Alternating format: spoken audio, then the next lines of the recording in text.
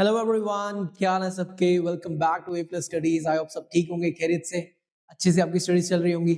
आपको सारे के सारे लेक्चर्स जो हमारी ऐप एंड हमारे यूट्यूब चैनल पे आ रहे हैं वो सब के सब आपको बहुत ज्यादा अच्छे और उससे बहुत ज्यादा बेनिफिट आप उठा रहे होंगे। क्लियर ना बेटा? जैसे कि मैंने मैथ के सिलेबस में आपसे मैंने बात करी थी कि मैथ का जो पूरा का पूरा जीके पीएसआई का सिलेबस दिया हुआ है उसमें दो सेक्शंस हैं जो सेपरेटली डिवाइडेड करके दिए हुए हैं। हालांकि वो दोनों मैथ के पोर्शन आते हैं बट सेपरेटली सेक्शंस हैं, जिसकी वजह से ना मैथ की जो वेटेज है ना बहुत ज्यादा बढ़ गई है।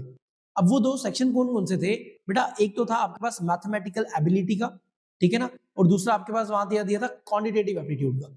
बेटा मैथमेटिकल एबिलिटी वाला पोर्शन में हमें एडवांस मैथमेटिक्स के टॉपिक्स पढ़ने थे।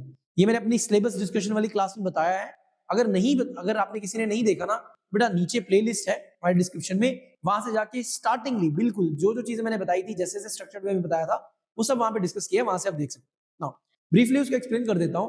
उस वीडियो में मैंने ये बताया कि मैथ्स बेसिकली दो पोर्शन में डिवाइडेड है, मैथमेटिकल एबिलिटी और क्वांटिटेटिव एप्टीट्यूड में। बेटा मैथमेटिकल एबिलिटी में आपको टॉपिक्स पढ़ने हैं जितने भी मॉडर्न और जितने भी आपके पास एडवांस मैथमेटिक्स के होते हैं। ज्योमेट्री है, अलजेब्रा है, ट्रिग्नोमेट्री है, एप्लीकेशन ऑफ ट्रिग्नोमेट्री है, मेंसुरेशन है, ठीक है ना, ये सब। अच्छा, कोऑर्डिनेट ज्योमेट्री है, ये सब बेटा आपको चीजें उसमें पढ़नी है और इसकी क्लासेस आपको रेगुलरली मिल रही है। आई होप सो उससे आप बेनिफिट उठा रहे होंगे और बहुत ज्यादा अच्छी भी आपको लग रही होंगी। नाउ बेटा इस मैथ के पोर्शन के साथ में आपका जो क्वांटिटेटिव एप्टीट्यूड का था पार्ट था उसमें को भी हमने डिस्कस किया था कि उसमें हमें दो चीजें पढ़नी है, नंबर सिस्टम पढ़ना है और अर्थमेटिक को पढ़ना है।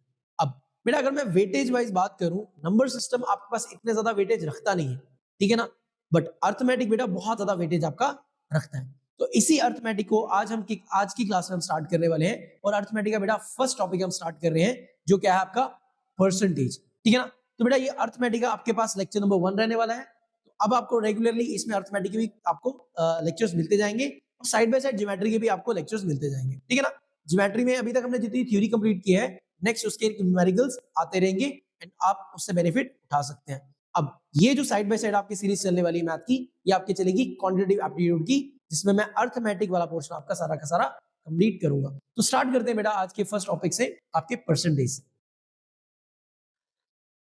अब बेटा परसेंटेज में सबसे पहले ना मैं थोड़ी सी बड़ा बहुत बेसिक्स की बात कर लेता हूं कि बेटा ये जो परसेंटेज टॉपिक है ना, ये आपका बहुत ज्यादा इंपॉर्टेंट टॉपिक है। अकॉर्डिंग टू अगर मैं बात करूं आपकी अगर आप अर्थमेटिक बेटा पढ़ने जा रहे हो ना तो उसमें काफी ज्यादा इंपॉर्टेंट जो रोल रखता है ना वो बेटा आपका परसेंटेज रहता है, ठीक है ना। अब बेटा अगर मैं परसेंटेज की बात कर दूं ना, अर्थमेटिक में अगर मैं परसेंटेज की बात करूं बेटा, अर्थमेटिक को पढ़ने के लिए आपको मोस्टली या सबसे जरूरी तीन टॉपिक्स आने चाहिए बस। उन तीन टॉपिक्स में से बेटा नंबर 1 है आपका परसेंटेज। जिसने परसेंटेज पे अपने बेटा कमांड बना ली ना, उसकी बहुत ज्यादा इजी हो जाएगी आगे की जर्नी, जो ये मैथमेटिक्स की जो हमारी मैथ की रहने वाली है। क्लियर है? अब बेटा इसमें सबसे पहले मैंने क्या बताया आपको, परसेंटेज आपका बहुत ज्यादा स्ट्रांग होना चाहिए। देन इसके बाद बेटा नेक्स्ट जो मोस्ट इंपॉर्टेंट आ जाता है वो आ जाता है आपके पास रेशियो एंड प्रोपोर्शन। बेटा रेशियो प्रोपोर्शन को मैं सेकंड वेटेज पे क्यों दे रहा हूं? क्योंकि इसके ऊपर कुछ फर्दर टॉपिक्स सब टॉपिक्स आ जाते हैं जिनको हमें डिटेल में करना होता है और ये भी बहुत ज्यादा इंपॉर्टेंट है अगर हमें अर्थमेटिक को डिटेल में पढ़ना है। फिर बेटा लास्ट में दे दूंगा किसकी, एवरेज की। इट मीन एवरेज आपका तीसरा कंपोनेंट है जो आपका मोस्ट इंपॉर्टेंट है इस अर्थमेटिक को अंडरस्टैंड करने के लिए। इट मीन पूरी अर्थमेटिक को बेटा मैं इन तीन पार्ट्स में ही डिवाइड कर रहा हूं, जिसमें से एवरेज तो पूरा का पूरा एक अलग सेपरेट यूनिट है, ठीक है ना, जिसपे एवरेज के क्वेश्चन आते हैं बहुत सारे। बट इस बेटा रेशियो प्रोपोर्शन को जब हम पढ़ लेंगे ना, इसमें फर्दर बहुत सारे सब टॉपिक्स आ जाते हैं। जैसे आपके पास इसमें मिक्सचर एंड एलिगेशन है, आपके पास टाइम एंड वर्क है, ठीक है ना, टाइम एंड वेजेस है, टाइम वर्क एंड वेजेस है, ठीक है ना। सिमिलरली आपके पास टाइम एंड डिस्टेंस है, बहुत सारे। अच्छा एज वाले क्वेश्चन आ जाते हैं कि अगर फादर की एज 2 साल 4 साल पहले इतनी थी अब कितनी हो जाएगी, ठीक है ना बेटा, वो वाले सारे। अच्छा कॉइन्स पे क्वेश्चन आ जाते हैं कि फॉर एग्जांपल अगर मेरे पास लाइक 1 रुपी के इतने कॉइन होंगे, 50 पैसे के इतने कॉइन होंगे, तो टोटल करेंसी मेरे पास कितनी होगी। तो इस तरह के जितने भी क्वेश्चंस आप देखते हो बेटा वो सारे के सारे आपके पास रेशियो एंड प्रोपोर्शन के कॉन्सेप्ट से ही निकलते हैं। तो रेशियो एंड प्रोपोर्शन जब डिटेल में समझोगे तो वो वाले क्वेश्चंस वो वाले टॉपिक्स आप अच्छे से अंडरस्टैंड कर पाओगे। इट मीन ये क्या है, ये फंडामेंटल है बेटा अर्थमेटिक। इन ए सेम वे बेटा अगर परसेंटेज को आप डिटेल में अच्छे से समझ लोगे ना तो आपको कौन किन किन किन चैप्टर में बहुत ज्यादा कमांड बन जाएगी, उसको मैं डिस्कस कर लेता हूं। बेटा आपके पास परसेंटेज तो एक खुद से ही एक चैप्टर है और ये फंडामेंटल भी है अर्थमेटिक के लिए। बेटा इसमें आपको मिलेगी परसेंटेज, ठीक है ना। परसेंटेज चैप्टर बेटा आप अच्छे से डिटेल में समझ लाओगे। देन इसी साथ बेटा प्रॉफिट एंड लॉस, ठीक है ना बेटा, प्रॉफिट एंड लॉस इसमें बहुत ज्यादा आपको बेनिफिट मिल जाएगा। इसी तरह इसमें बेटा अगर मैं टॉपिक की बात कर लूं, आपको इसमें सिंपल इंटरेस्ट, कंपाउंड इंटरेस्ट, जिससे बहुत ही ज्यादा बच्चे डरते हैं, ये आपको इजीली हो जाएगा। सिमिलरली इसमें एक और टॉपिक मैं जोड़ रहा हूं, डिस्काउंट, ठीक है ना। डिस्काउंट के साथ बेटा मैं यहाँ पे वो भी जोड़ रहा हूं, पार्टनरशिप, पार्टनरशिप, क्लियर है ना बेटा। ये जितने भी टॉपिक है, पार्टनरशिप बेटा रेशियो में भी थोड़ा बहुत फॉल कर जाता है। अब बेटा ये जितने भी आपके टॉपिक्स है ना, अगर परसेंटेज अच्छे से समझ गए तो ये वाले टॉपिक आपको बहुत ज्यादा इजी समझ आ जाएंगे, बेसिक स्ट्रांग हो जाएगा। आगे सिर्फ उनके टाइप ऑफ कॉन्सेप्ट को समझना, उनके फॉर्मूले को समझना है, बहुत ज्यादा आपका इजीली वो भी टॉपिक्स हो जाएंगे। तो बेटा हम परसेंटेज समझने के बाद इस तरह से जो भी परसेंटेज के रिलेटेड चैप्टर्स हैं उनको हम इसके बाद ही जस्ट डील आउट करेंगे, सो दैट सीक्वेंस वाइज आपका सारा का सारा सिलेबस फाइंड अप होते रहे, आपको भी मजा आए पढ़ने का और हमें भी काफी ज्यादा मजा आए आपको पढ़ाने का। तो इसीलिए बेटा आपका बिल्कुल को बिल्कुल जो जितना भी मैथ का सिलेबस है उसको बड़े स्ट्रक्चर्ड वे में हम कंप्लीट करा रहे हैं, तभी हमने बोला था आपको 45 डेज में इसको हम कंप्लीट करवा देंगे। सो बेटा सबसे पहले अगर मैं परसेंटेज की बात करूं, परसेंटेज के बेटा नाम में ही ना, नाम में ही बेटा इसकी पूरी की पूरी एक्सप्लेनेशन छुपी हुई है। बेटा परसेंटेज जो वर्ड है ना, या परसेंट, ये जो अभी वर्ड लिखा हुआ है परसेंट, बेटा इसको मैं ब्रेक डाउन करूं दो पार्ट्स में, एक तो है पर और दूसरा है सेंट, ठीक है ना बेटा। सेंट वर्ड का मतलब ही होता है 100। क्या मतलब होता है सेंट वर्ड का? 100, ठीक है ना। सेंचुरी आपने नाम सुना होगा, CEN, सेंचुरी, बेटा वो क्या होती है? 100। आप क्रिकेट में सेंचुरी कब होती है? जब 100 रन मार लेते हो, क्लियर ना। It mean century, century word इसी सेंट से निकला हुआ है, दैट मीन 100। बेटा पर का मतलब होता है थ्रू या अकॉर्डिंग टू या इसके इसके संदर्भ में, लाइक इसके कंपेयर में, ठीक है ना। इट मीन अगर कहीं पे आपके पास लिखा हुआ है 20%, इट मीन इस 20 की क्या वैल्यू होगी अकॉर्डिंग टू 100। अगर मैं 100 के कंपेयर में बताऊं 20 कितना है, तो 100 के कंपेयर में 20 कितना है बेटा, इसको डिवाइड करेंगे तो ये आ गया आपके पास 1/5, ठीक, 1/5, दैट मीन 0.2। दैट मीन अगर मैं बोलूं 100 एक कंप्लीट वैल्यू है, उस कंप्लीट वैल्यू का 20% कितना होगा? वो होगा 0.2, उस चीज की, उस कंप्लीट वैल्यू की 0.2। बात समझ आ गई? 20% किसके इक्वल? 0.2 के। या तो मैं बोल दूं ये 1/5। बात समझ आ गई? इट मीन बेटा किसी भी चीज के आगे परसेंटेज लिखा होता है, इसका मतलब क्या होता है? इसका मतलब होता है आपके पास उस टर्म की वैल्यू अकॉर्डिंग टू 100 और कंपेयर टू 100 उसकी वैल्यू क्या होगी। इतनी बात समझ आ गई ना बेटा। अब इस परसेंटेज में हमें आगे बढ़ने से ना पहले हमें कुछ बेसिक बेसिक चीजें हैं जिनको हमें अंडरस्टैंड करके चलना पड़ेगा। बहुत बेसिक सी कन्वर्जन है बेटा आपके पास परसेंटेज और फ्रैक्शन में। बेटा जैसे कि मैंने अभी आपको यहां पर लिख के दिखाया, जिसे अभी मैंने आपको दिखाया, इस 20% को मैं 1/5 भी लिख सकता हूं। बेटा जब भी 1/5 में लिख रहा हूं, इस तरह से P/Q फॉर्म में लिखने में, इसको बोल देते हैं हम कैसे लिखने, उसको फ्रैक्शन में लिखने। आप समझ आ गई? तो इट मीन किसी भी परसेंटेज को मैं किस में लिख सकता हूं? फ्रैक्शन में लिख सकता हूं। अब ऐसा क्यों करना है बेटा? इसकी यूजेज आपको आगे पूरे के पूरे जो 5-6 मैं चैप्टर्स बता रहा हूं सब में आपको यूजेज दिखने को मिलेगी। बट अभी के लिए मान के चलो कि जब भी आप इंग्लिश पढ़ने लगते हो ना, स्टार्टिंग में आपको ABC पढ़ाया जाता है। अब वहां पे ये नहीं डिस्कस करते हो सर क्यों ABC पढ़ा रहे हो, क्यों डायरेक्टली आगे जंप क्यों नहीं कर रहे। ABC समझ आ जाता है, फिर उससे आप बेटा क्या करने लगते हो? वर्ड्स को जोड़ के अल्फाबेट्स बना, मतलब अल्फाबेट्स को जोड़ के कंप्लीट एक वर्ड्स बनाना शुरू कर देते हो। फिर वर्ड्स जोड़ के पूरा पूरा सेंटेंस बनना शुरू हो जाता है एक systematically wise. In same way math जब पढ़ते हो पहले 1 2 1 2 लिखवाया जाता है, सिखाया जाता है, आपको पहचान कराई जाती है। देन 1 2 को बेटा ऐड करना, सब्ट्रैक्ट करना, डिवाइड करना, ये सब सिखाया जाता है। अब डिवाइड और मल्टीप्लाई एकदम नहीं सिखाया जाता, उसके लिए कुछ रूल्स याद करवाए जाते हैं, आपको टेबल्स याद करवाए जाते हैं, ठीक है ना। एक पूरा का पूरा सिस्टमैटिक वाइज है। इन सेम वे बेटा अगर परसेंटेज को आपको समझना है ना, तो बेसिक सी चीजें भी आपको पहले अंडरस्टैंड करनी पड़ेगी। बहुत सारे स्टूडेंट होंगे बेटा जिनको ये चीज आती होगी, बट अभी के लिए हम क्या कर रहे हैं बेटा, सभी को ही एक मान के चल रहे हैं कि मैं ये भी मान के चल रहा हूं कि परसेंटेज मुझे भी नहीं आता, ठीक है ना। इसीलिए मैं बहुत बेसिक से इसको समझाता हुआ चलूंगा और बहुत हाई लेवल पे जाएंगे, तो ना कि आप सिर्फ JK SSB के लिए इसको प्रिपेयर कर सको, किसी भी एग्जाम, कोई एसएससी का हो जाए, रेलवे का हो जाए, सब में इसको अच्छे से यूटिलाइज कर सको, आपका इसमें स्ट्रॉन्ग होल्ड बन जाए। बात समझ आ रही है? तो बेटा आपके पास बेसिक कन्वर्जन में हमारे पास परसेंटेज में ना हमें दो चीजों में कन्वर्ट करना होता है। बेटा कभी भी अगर आपको फ्रैक्शन में चीज दी हो ना, उसको परसेंटेज में आपको कन्वर्ट करना आना चाहिए, और अगर परसेंटेज में दिया हो तो उसको फ्रैक्शन में कन्वर्ट करना आना चाहिए। ये बहुत ज्यादा इंपॉर्टेंट है। अब बेटा फ्रैक्शन से परसेंटेज में कन्वर्ट कैसे करते हैं? मान के चलो मेरे पास कोई भी एक नंबर है, लाइक मेरे पास दिया हुआ है फ्रैक्शन नंबर दिया हुआ है,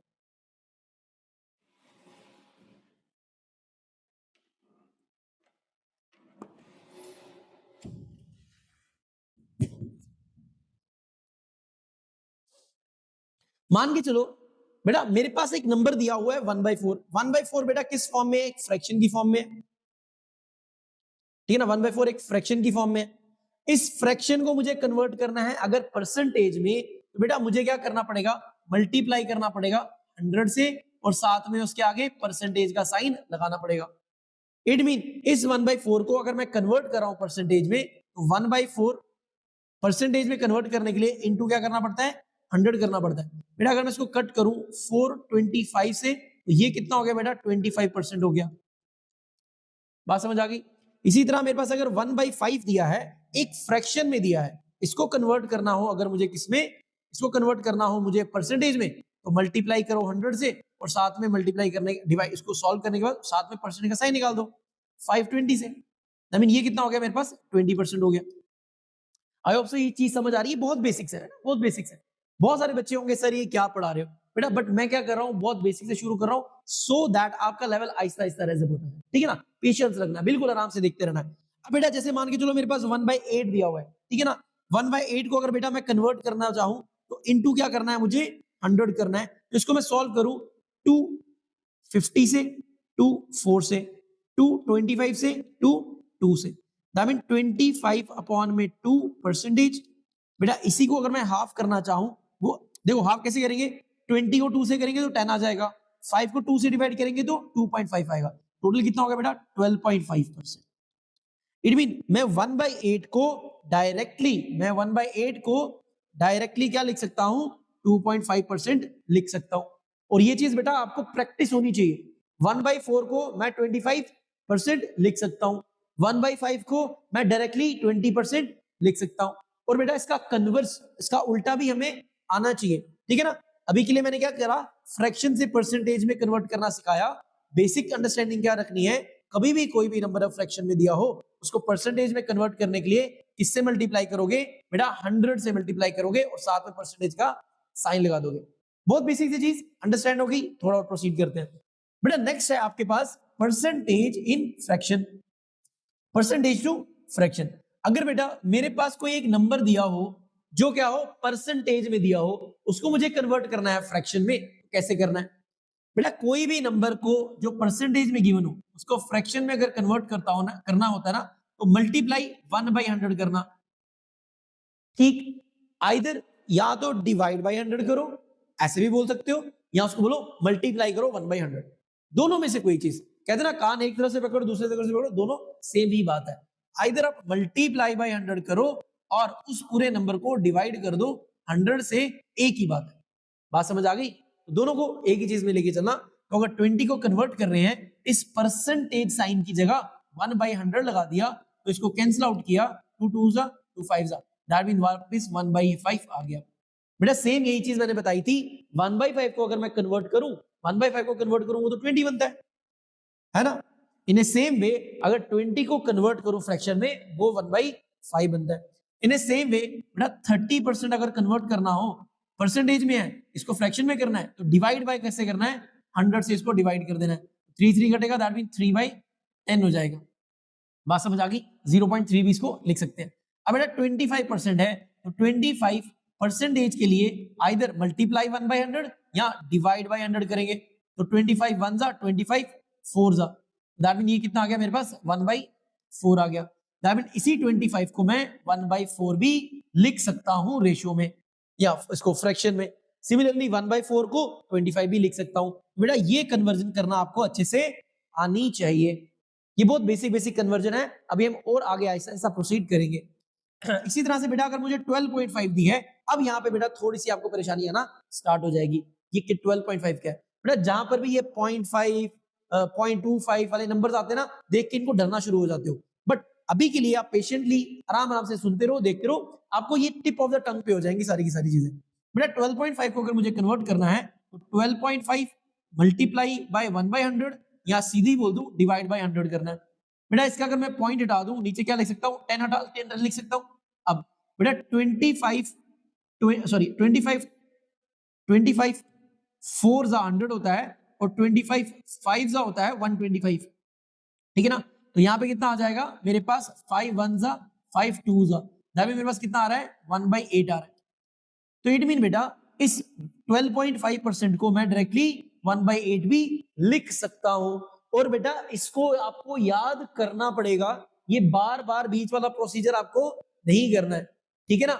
बेटा आपको डायरेक्टली ऐसे नहीं बोलते हो 2 1 जा 2 2 2 जा 3 2 2 जा 4, ऐसे नहीं बोलते हो, आप डायरेक्टली बोल देते हो, ठीक है ना। लाइक फॉर एग्जांपल आपसे कोई पूछे तो आप काउंट नहीं करते हो, उसकी डायरेक्टली वैल्यू बता देते हो। ऐसा क्यों है, आपने वो वैल्यूज याद की है, क्लियर है ना। पढ़ आप ऐसे भी सकते हो, मल्टीप्लाई करके ऐसे भी निकाल सकते हो, बट कुछ चीजें आपको लर्न करनी पड़ती है अपना टाइम बचाने के लिए। इन ए सेम वे ये जो कन्वर्जन में कर रहा हूं ना बेटा, ये आपको दिमाग में ही करनी है और ये डायरेक्टली वैल्यूज को याद रखना है, कोशिश करनी है डायरेक्टली वैल्यू को याद रखनी है। कैसे याद रखनी है बेटा, आहिस्ता आहिस्ता नेक्स्ट आगे आगे आते मैं आपको समझाता रहूंगा, बट इतना ध्यान में रखना कि आपको इन वैल्यूज को डायरेक्टली पता होना चाहिए। फॉर एग्जाम्पल 25% को मैं कितना लिख सकता हूँ 1/4, 20% को कितना लिख सकता हूँ 1/5, 12.5 को कितना लिख सकता हूँ 1/8।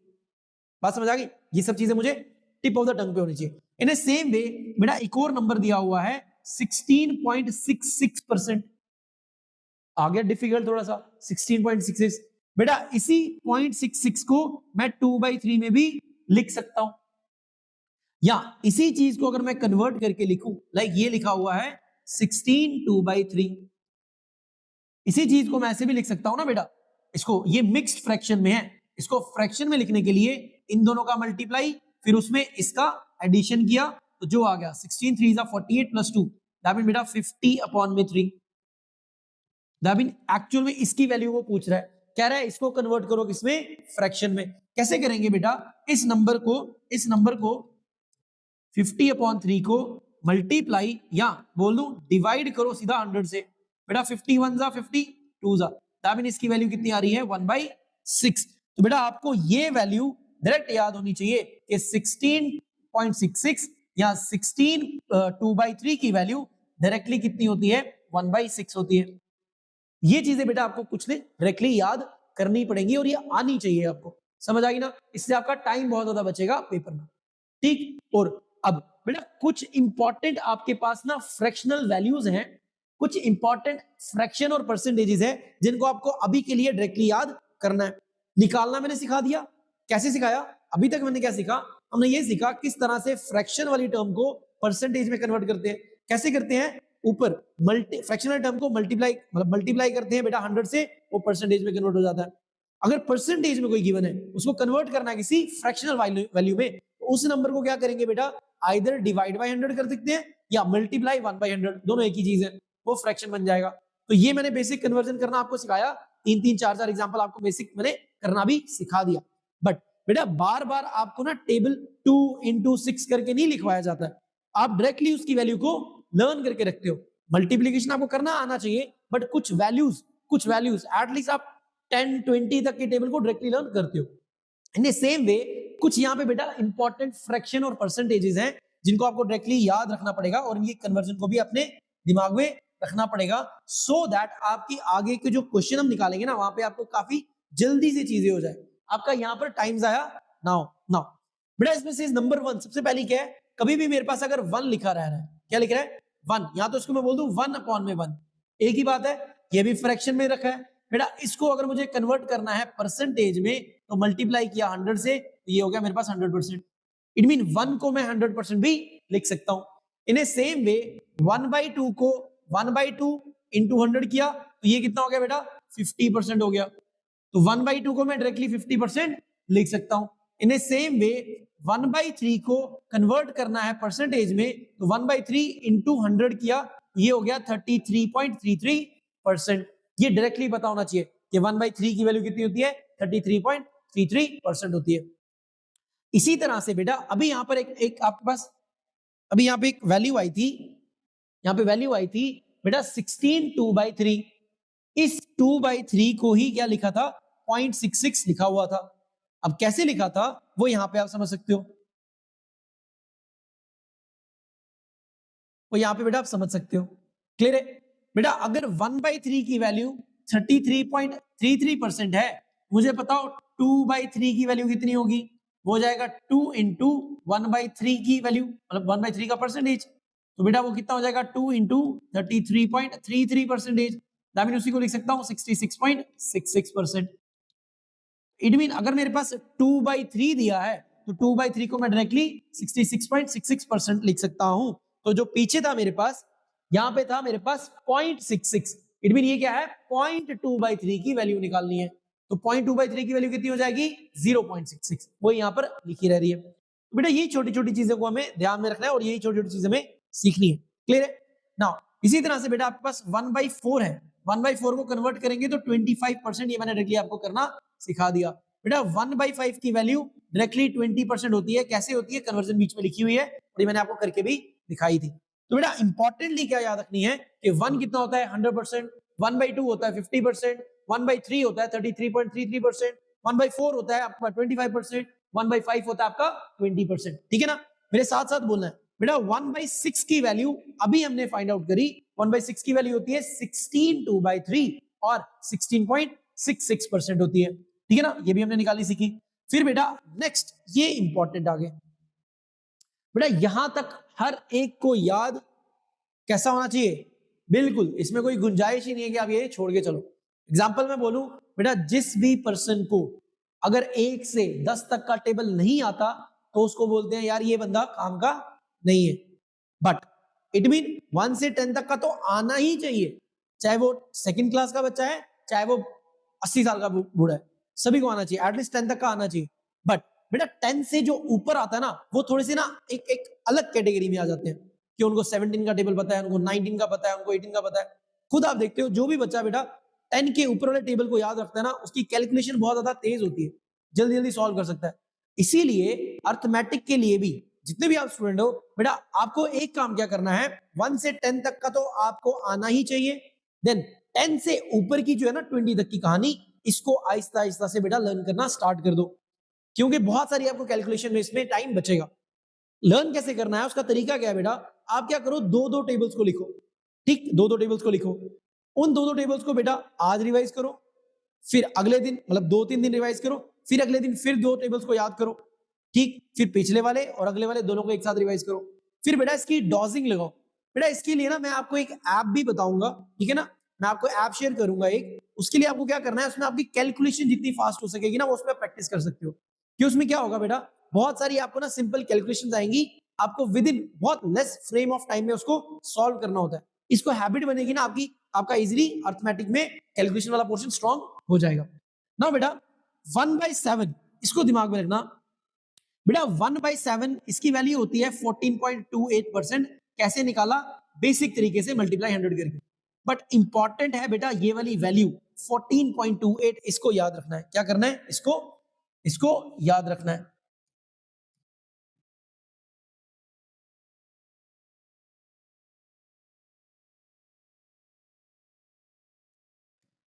अब बेटा इसको याद क्यों रखना है, इसका एक रीजन मैं बता रहा हूं। 14.1/7 की 14.28, क्योंकि बेटा इस पे आपको बहुत सारे क्वेश्चन देखने को मिलेंगे। अक्सर परसेंटेज के पेपर में जब हम बैठते हैं ना, जब पेपर में बैठते हैं और परसेंटेज का क्वेश्चन देखते हैं बेटा, जैसे ही उल्टी पुल्टी परसेंटेज दी हो, 14.28 दी हो, 28.57 दी हो, ठीक है ना, 42.85 दी हो, 5714 दी हो, इस तरह की परसेंटेज ना देखते ही क्वेश्चन छोड़ दोगे।